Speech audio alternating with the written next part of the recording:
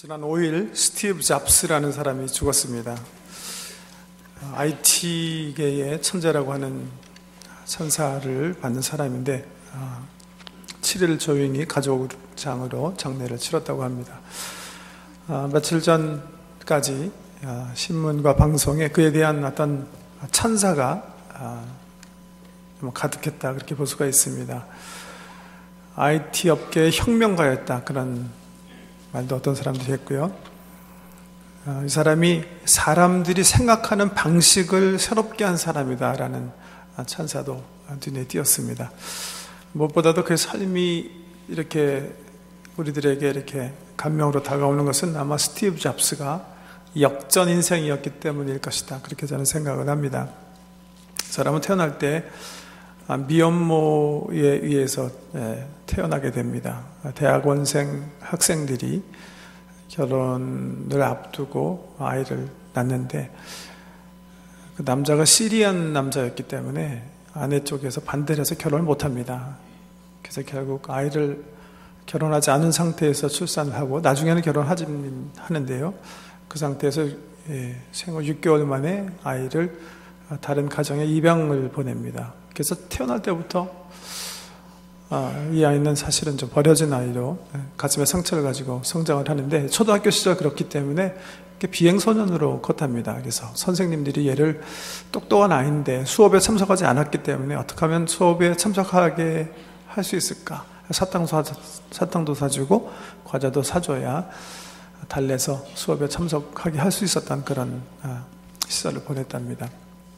명문 리 대학, 사립대학에 입학을 했는데, 경제적으로 넉넉한 가정에 입양되지 않았기 때문에 등록금을 받아서 등록은 했고, 돈은 없어서 친구 기숙사에 얹혀서 바닥에서 살았다고 하고요. 코카콜라 병을 주워서 오전씩 팔아서 자기 일상에 필요한 돈을 썼다고 하는데, 그렇게 대학교에서 6개월 공부하다가 결국 양부모가 되어주는 그 돈도 많이 부담감을 느끼고 생활도 그렇게 해서 결국 중도에 포기하고 자퇴하게 됩니다. 그래서 2, 3년 방황하다가 21살 때 이 사람이 그 선배 가운데 스티브 에즈워드라는 그런 컴퓨터 천재를 설득해요. 같이 그 컴퓨터 산업을 창업하자고. 그래서 그 선배 천재를 얻어가지고 애플사를 창건하게 됩니다. 그리고 1년 후에 애플 컴퓨터 PC 넘버 2를 출시해가지고 정말 이게 PC 컴퓨터 산업에 새로운 획을 긋는 그런 사업으로 애플사를 성장시킵니다. 그렇지만 13년 후에 다시 자기가 막 번영을 누릴 때 더 번영하기 위해서 기용한 CEO, 그리고 이사진에 의해서 퇴출당하게 되죠. 고집도 세고 미래가 없다는 그런 이사회의 판단에 따라 결국 애플사에서 쫓겨납니다. 그렇지만 그 인생의 위기에서 스티브 잡스가 다시 또 하나의 회사를 창건합니다. 그게 애니메이션 회사인 픽사라는 컴퍼니인데, 그 컴퍼니를 다시 새롭게 건설해서 키워나가고 있는 중, 애플사는 스티브 잡스가 없는 애플사가 이제 무너지기 시작했죠. 10억 달러의 빚에 얹히게 되고, 드디어 13년 만에 성공하고 있는 스티브 잡스를 다시 초청을 하게 됩니다. 들어가서 연봉 1불 받겠다고 선언하고 1년 후에 다시 흑자로 돌려놓고 계속해서 아이폰, 아이패드라는 정말 획기적인 그런 기구들을 만들어내서 세상을 깜짝 놀라게 한 그런 사람입니다. 처장암으로 판단돼서 5년 전부터 고생하다가 56세 나이에, 젊은 나이에 세상을 떠난 정말 컴퓨터 혁명가라 할 수 있는 그런 사람입니다. 어떤 사람들은 그렇게 불안한 환경 속에서 자랐는데 어떻게 그렇게 재기를 거듭하면서 생산적인 삶을 사는가?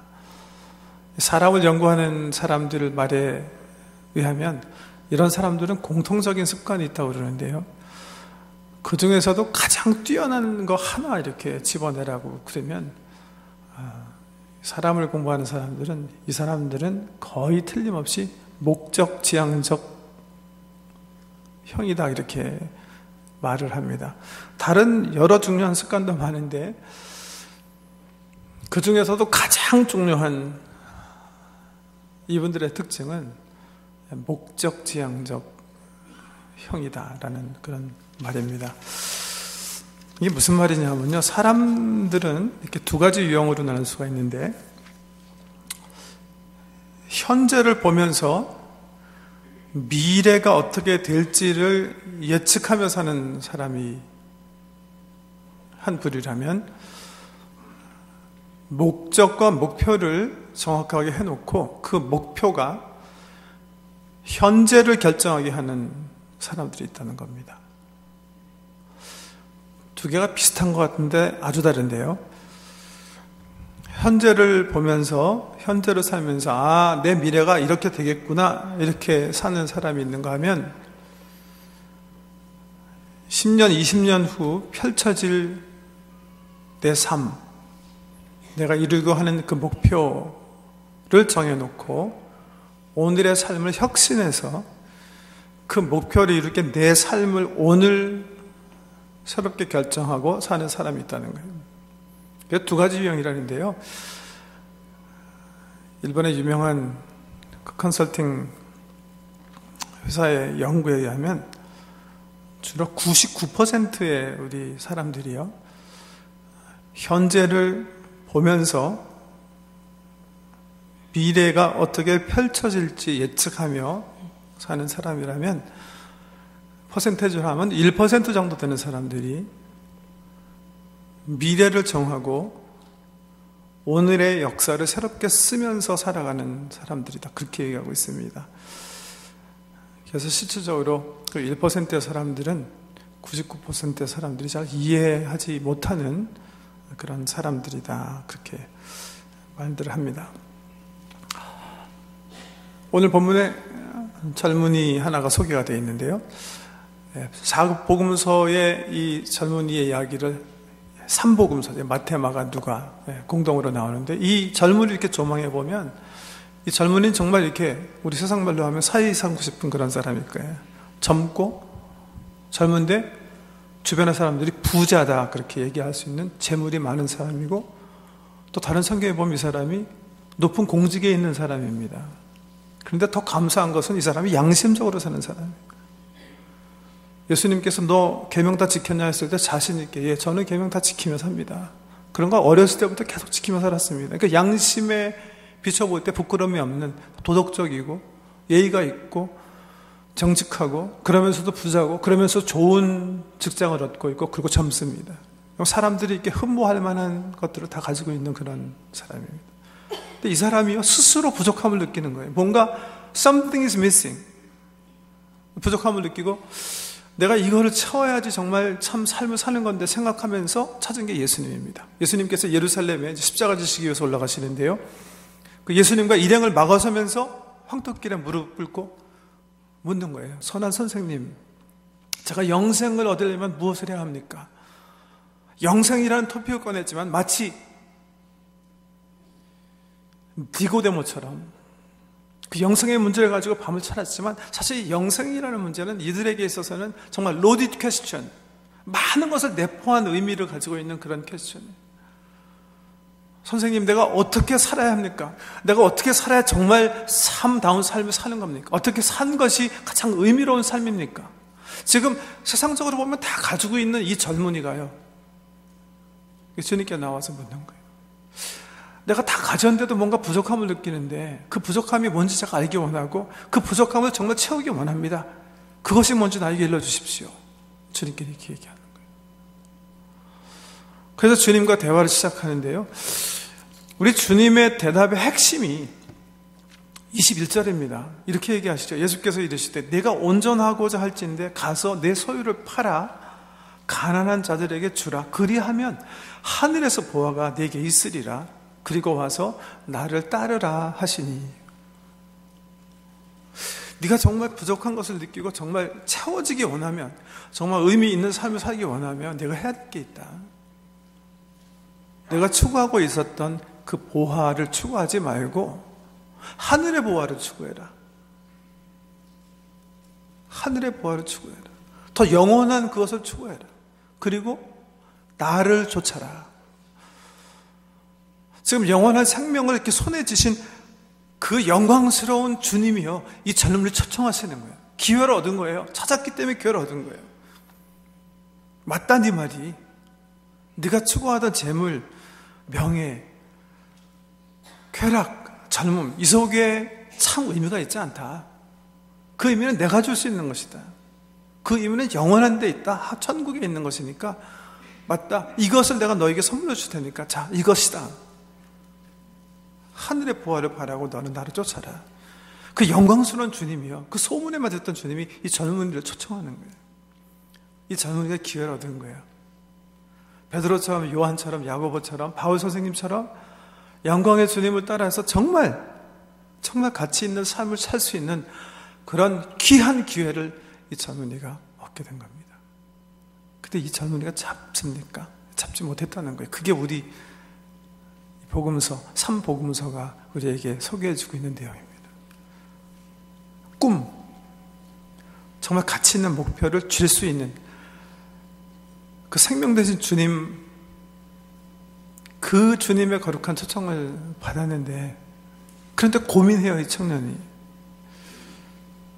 고민하다가 결국은 찾아온 길을 돌이켜서 흥덕길을 다시 되돌아가고 맙니다. 결국 주님을 쫓지 못했다는 그런 얘기입니다. 주님이 그 심중에 그 고민하는 청년을 참 사랑하셨어요. 의미 있게 살고자 영원한 삶을 추구했던 이 젊은이를 사랑하셨어요. 근데 돌아가는 뒷모습을 보면서 제자들에게 왜 이 청년이 돌아가게 됐나를 설명하시면서 이렇게 얘기하세요. 얘들아, 부자가 하나님 나라에 들어가는 것이 얼마나 힘든지 마치 낙타가 바늘 귀에 들어가는 것처럼 힘들겠구나. 그렇게 말씀하세요. 이 청년은 영원하고 자기가 가치 있게 추구할 수 있는 어떤 목표를 필요로 한 것은 느꼈지만 그 대가를 지불해야 되는 그 정점에 이르러서는 그 대가를 치를 수가 없었던 거죠. 여러분, 그 1%와 99% 그 속에 이 청년은 어디에 속하는 것 같습니까? 목표를 가지고, 비전을 가지고 그 비전이 오늘을 결정하게 하는 그런 사람이 있는가 하면 오늘이 내 미래를 결정하게 하는 사람이죠. 이 청년은요, 다른 사람보다 더 많이 가지고 있는 재물, 가지고 있는 명예, 직함, 그 젊음이요, 미래를 살게 하는, 가지고 있는 현재 때문에 그 현재가 그냥 미래를 자연스럽게 결정하도록 한 99%에 속하는 그런 삶을 살았다는 거죠.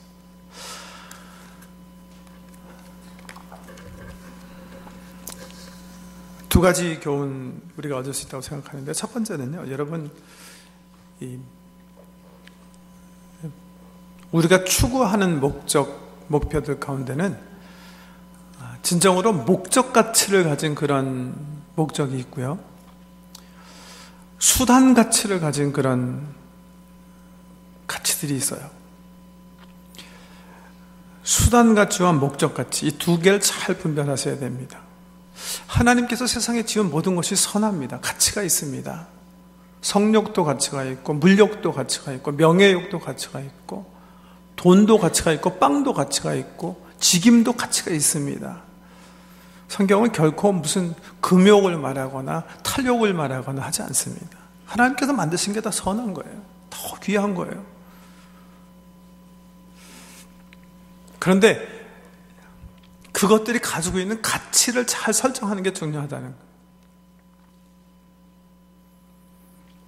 영원한 목적 가치를 위해서 수단 가치가 있는 것들을 잘 사용할 때 우리의 삶은 정말 의미롭게 표현하는데, 수단 가치 정도 되는 것은 우리의 목적인 줄 알고, 목적을 잡고 그 목적인 줄 알고 우리 목표를 삼고 달려가다 보면 허망감을 느낄 수밖에 없다는 거죠. 내가 골프 실력이 저 에버리지가 90대인데 내가 내년에는 반드시 80대 진입하겠다. 숭고한 목표죠. 근데 그 숭고하신 목표 때문에 가정에 불화가 일어난다면 그건 정말 숭고한 목표가 아니라 폐역한 목표가 되겠죠. 내가 지금은 워시룸 1개 있는 집에 살지만 반드시 김 집사님처럼 5년 후에는 워시룸 2개 있는 집에 살아야 되겠다. 숭고한 목표죠. 좋은 목표가 될 수 있겠죠. 그런데 그러시는 중에 사고가 나서 하나님 나라 가시면 정말 보잘것없는 삶을 사실 수 있는, 보잘것없는 그런 결산을 하실 수밖에 없겠죠. 집이 가치가 없어서 그런 게 아니고 좋은 골프 실력이 나쁜 게 아닙니다. 그 목적이 가지고 있는 가치를 잘 판단하셔야 된다는 거죠. 어떤 거는 굉장히 목적, 우리 삶을 드릴 만한 가치가 있는 그런 목표가 있고, 그렇지 않은 그냥 수단 가치 정도 가지고 있는 그런 목표가 있다는 거죠. 삶의 목표를 정할 때는요, 그래서 큰 목표를 정합니다. 내 삶을 드려도 아깝지 않은, 나는 살았구나, 나는 잘 살았구나, 나는 괜찮았다. 내가 비록 다른 사람들이 가지고 있는 수단, 돈, 명예 이런 것들은 얻지 못했지만 나는 값지게 살았다, 의미로웠다 할 수 있는 그 목표, 그 위대한 목표, 이거를 잡아야 된다는 거죠. 제가 2주 전인가요? 3주 전인가 이 목적에 대해서 말씀을 이제 드렸더니 우리 촌장님들 이렇게 말씀 나누는 시간에 어떤 촌장님이 이제 자녀들에게 목표를 이제 꿈을 주는 관점에서 우리들의 삶을 이렇게 관찰하시면서 주로 변호사 되라, 의사 되라, 공학사 되라, 뭐 회계사 되라, 주로 이 사자 들어가는 걸 주로 많이 하는데 어떻게 하는 것이 정말 우리 자녀들에게 원대한 꿈을 주는 겁니까? 그런 아주 프랙티컬한 질문을 하셨어요. 여러분 아이들한테 의사 되라 그랬어요. 왜 의사 되나요? 그래 돈 많이 벌지. 그래 잘 살지. 그래서 아이들이 잘 살기 위해서 공부하는데 공부하다 보니까 나 잘 안 살아도 되겠어요? 간두는 거죠. 그러면 왜요? 꼭 돈 많이 없어도 잘 살 수 있거든요. 그러니까 간두는 거예요. 어떤 것이 정말 우리 자녀들에게 꿈을 심는 걸까요? 어떻게 부모님들은 우리 자녀들에게 꿈을 심어줘야 될까요? 이 목적 가치를 잘 사용하셔야 돼요. 저는 어렸을 때 이렇게 얘기하는 게 좋다고 생각해요. 이게 하나님께서 주신 재능이 뭔지 내가 아직은 확실히 모르지만 그 재능을 사용해서 너는 꼭 하나님이 필요한 사람, 내 주변의 사람들이 꼭 필요한 사람, 남들에게 축복이 되는 사람, 너 때문에 사람들이 살맛 나는 사람, 그런 사람이 되라. 너는 그런 사람이 될 거야. 아이가 만약에 정말 과학적인 실력이 뛰어나고 해서 의사가 되는 소양이 있으면 그렇게 얘기하시는 게 좋습니다. 너는 의사가 돼서 정말 많은 사람들에게 혜택을 주고 생명을 주는 그런 의사가 되라. 너 때문에 정말 힘든 사람들이 생명을 연장하고 치유받고 또 가난한 사람들이 너 때문에 치료받는 그런 의사가 되라. 그게 목적 가치를 주는 비전 캐스팅이 되는 거죠. 목적은요, 목적 가치들은 주로요, 하나님 나라의 의, 우리 기독교들인데, 우리 믿는 사람에게 두말할 것 없이 마태복음 6장 33절에서 주님께서 얘기하신 그거예요. 너희는 먼저 그의 나라와 그 의를 구하라. 영원한 거니까. 세상적으로 얘기하면 사랑, 평화, 정의, 이런 영원한 가치에 내 삶을 걸고 재조정해서 사는 그런 삶입니다. 목적 가치, 돈, 명예, 교육, 연대 이런 것들은 수단 가치가 있는 거죠. 중요한 것들이지만 수단 이상의 값어치는 없다는 것을 기억하셔야 되는 거예요. 스티브 잡스가요, 5, 6년 전에 암 앓고 나서 생각이 굉장히 많이 변한 것 같아요. 그 전까지는 하지 않던 아주 멋있는 말들을 많이 했습니다. 유명한 사람들이니까 주로 대학 졸업 연설 초청받아서 한 이야기들인데, 그 중에 이런 귀한 말 했어요.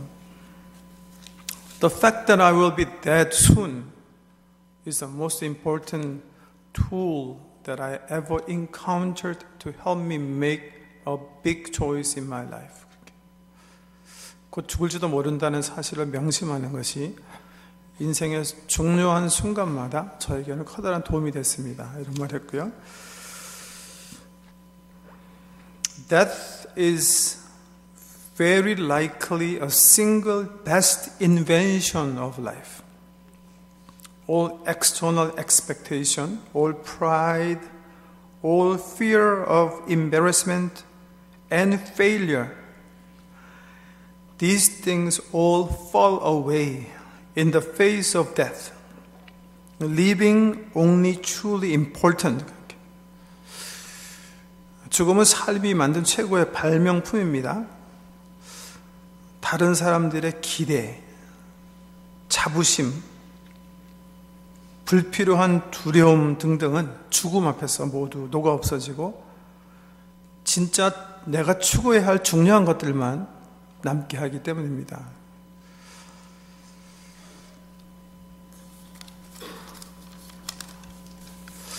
메릴 스트립이라는 그 배우 아시죠? 주로 영화 찍는 것 외에는 주로 사생활에 은둔해서 살아서 그분의 삶이 거의 베일에 있어서 더 궁금하게 하는 그런 배우입니다. Out of Africa, Sophie's Choice, Kramer vs. Kramer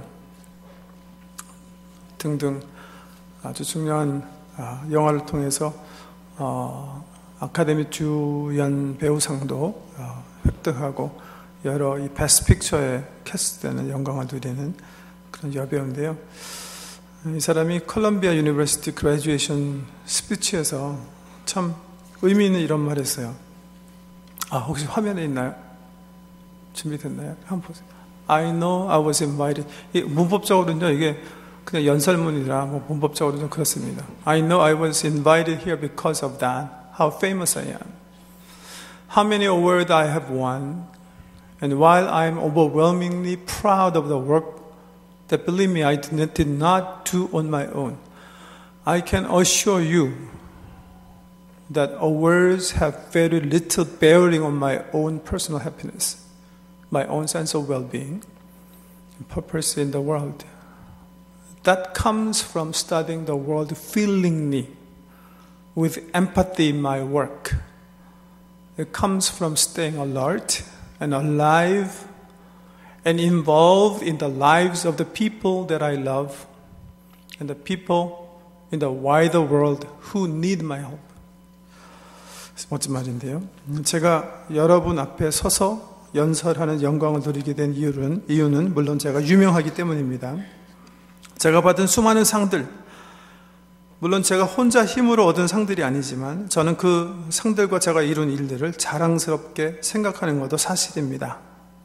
그러나 한 가지 제가 여러분에게 분명히 말해주고 싶은 것은 그 상과 업적들이 제 개인의 행복, 제 삶의 의미, 제 삶의 목적과는 무관하다는 것입니다. 제 삶의 목적과 행복과 의미는 제가 세상을 가슴으로 품을 때, 깊은 동정심을 가지고 바라볼 때 얻습니다. 그것은 정신을 차리고 깨어있는 영혼으로 내가 사랑하는 사람들의 삶에 개입할 때, 한 걸음 더 나아가서 세상에 내 도움을 필요로 하는 사람들의 삶에 내가 개입되어질 때 얻게 되는 것입니다. 무엇이 목적가치이고 무엇이 수단가치인지 비교적 잘 이해한 어떤 연설문이다, 그렇게 생각을 합니다. 스티브 잡스가, 그 메릴 스트립이 자기가 이해한 삶의 이 진리대로 정말 살았는가, 우리 잘 모릅니다. 하나님께서 판단하실 일이고 사회적으로는 역사가가 판단할 일입니다. 오늘 본문에 나오는 젊은 부자 청년처럼 무엇이 진정한 영원함인지 의미인지 알지만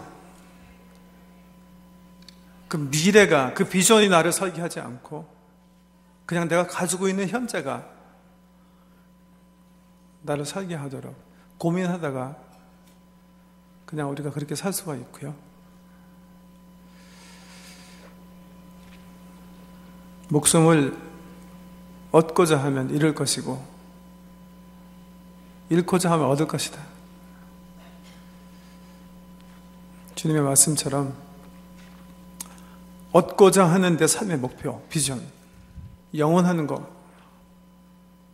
그 영원한 가치를 위해서 지금 가지고 있는 현재 내 목숨, 내 삶을 포기할 수 있으면 우리 주님 앞에 서게 될 때, 그리고 내가 숨 거둘 때 나는 살았다. 나는 바울 선생님처럼 표대를 향해서 나는 달렸다. 그렇게 고백할 수가 있습니다. 꿈을 꾸는 것과 꿈을 품는 것의 차이입니다. 꿈을 품는 사람은 현재 꿈의 대가를 치르는 사람입니다.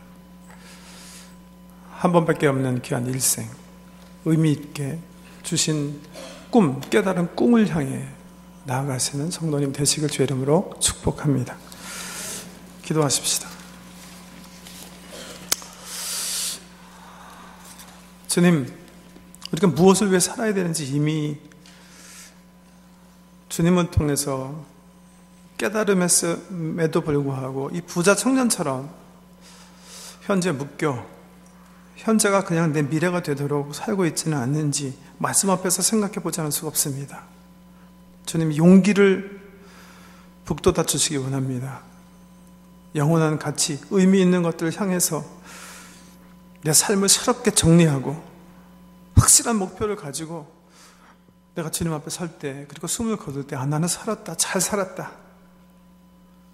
푯대를 향해서 후회 없이 달렸다 할 수 있도록 우리의 삶을 재정립시켜 주시옵소서. 후회 없이 오늘을 살 수 있도록 확실한 삶의 목표를 얻게 해주시고 그 목표를 향해 시종일관